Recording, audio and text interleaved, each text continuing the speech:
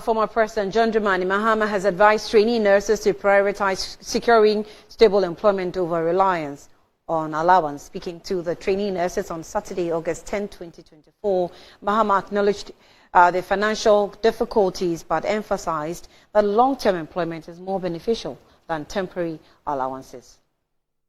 The NDC flag bearer John Dramani Mahama reassured the trainee nurses that his administration will focus on job creation within the healthcare sector, ensuring that nurses and other healthcare professionals have stable and rewarding careers. He also pledged to resume and complete hospital projects that were abandoned by the current administration, as well as finish the Agenda 111 hospitals to create more employment opportunities for healthcare professionals.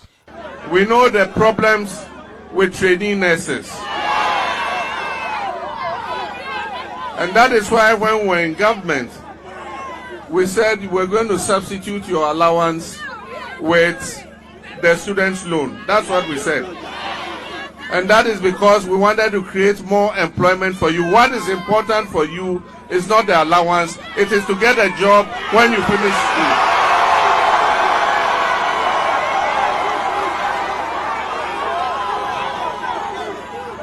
But somebody came and said he will pay the allowances. Unfortunately, it was 419.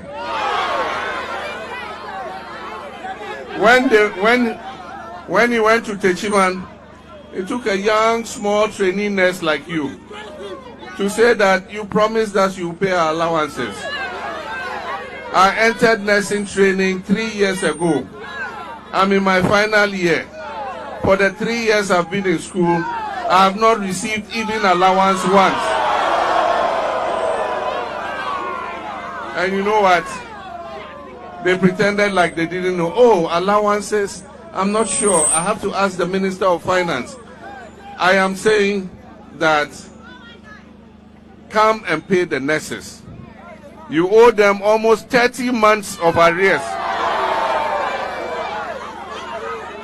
Some of them have left school without receiving their allowances. And some of them are going to leave school again without receiving their allowances. But one thing I can assure you, it is about jobs. And NDC is committed to jobs. And so we are going to create a situation where we can employ as many of you as possible. With a focus on job creation and improving working conditions, Mahama's administration aims to revitalize the healthcare sector and provide a better future for nurses and other healthcare professionals. Joining us via Zoom for an interview is PRO for graduate unemployment nurses and midwives. Good afternoon, and you're welcome, sir. Good afternoon, madam. And thank you for your time. So, how did this explanation, I take it as an opportunity for John Mahama to explain himself better to you than he was able to do before election 2016. Did you get the same, feeling, or by you listening to him? All right. Thank you very much for giving me this opportunity. Yes, I heard our former president for what he said.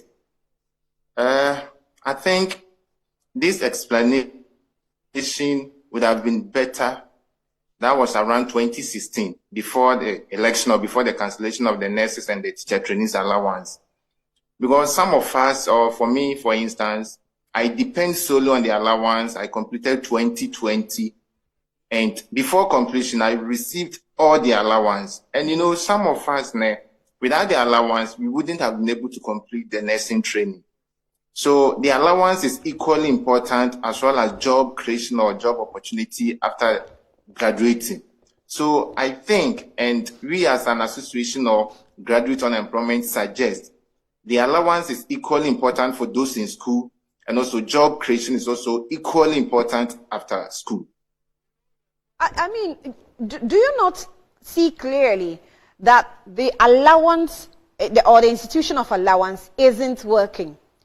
For one who said, well, let's remove the allowance and replace it with student loans. And then one who says, I will pay, but comes and is unable to pay. It is clear by those two administrations or governments that the allowance is rather insignificant, and that if it's redirected elsewhere, it would rather be more beneficial. Haven't you come to that conclusion yet? Oh, no, please. You see, when you are giving a loan, student loan, you all know that when you are giving money as a loan form, at the end of the day or the year, you are going to pay it back. Let us not forget that. But then when you are giving allowance, after graduating, you are not going to pay it back. But from our former president, he wanted to give us loan, meaning after school, we have to pay the loan back. But one government, which is the NPP government, also came and said they are going to give the allowance. Though, I think they are having some inconsistency in the payment of the allowance. But as I said, from 2016 to 2021, they've been consistent in the payment of the allowance. Like just 2 years that they are having arrears with some of the students in school. So canceling allowance and then replacing it with student loan, we, the student body and the graduate nurses and midwives, do not support replacing the allowance with student loan. Okay, and also the creation of jobs, that is what we all up to. You see, sometimes it is disheartening that you complete school and then have to be in the house for more than 4 years.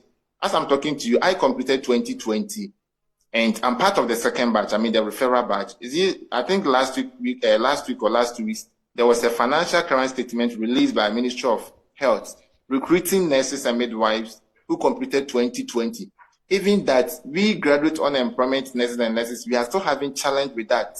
Because at times we don't know the batch or the year group they are recruiting. I don't know if you get what I'm trying to say. So we are still having challenge even with that recruitment. So from we, the nurses and midwives, we suggest or we propose. That's because there's a problem of even revenue to compensate. There is also the problem of the health institutions that can even take in more professionals. So there is just a basic problem, not just the problem of paying allowances, but there's a basic problem of where to post you to, how many nurses or midwives hospitals can take in, and also the money to compensate all the workers that will be taking on. And that's the reality we face with. Yes. Sure, that is the reality. But I learned with the introduction of the allowance, there was a quota that government was giving to each nursing institution. Assuming at first you were admitting 100 students, because of the allowance or the restoration of the allowance, the quota was reduced. So I don't think there was much pressure on the payment of the allowance because the quota was given, unlike earlier, there was no quota. But now we have about 4 batches also in the house that recently they are going to recruit the 2020 batch. And as I said earlier, we have a challenge with that because the 2020, we have 2 main batches. We have the main batch and the referral batch. But the financial grant that came is solely for the main batch. Meanwhile, we also have the second batch who have been in the house for 4 years now. And things are not easy. Things are not easy at all. All right. We'll leave it here. Thank you, PRO for graduate unemployment nurses and midwives, Daniel Akwesi Ajay, for your time. But it's still lingering.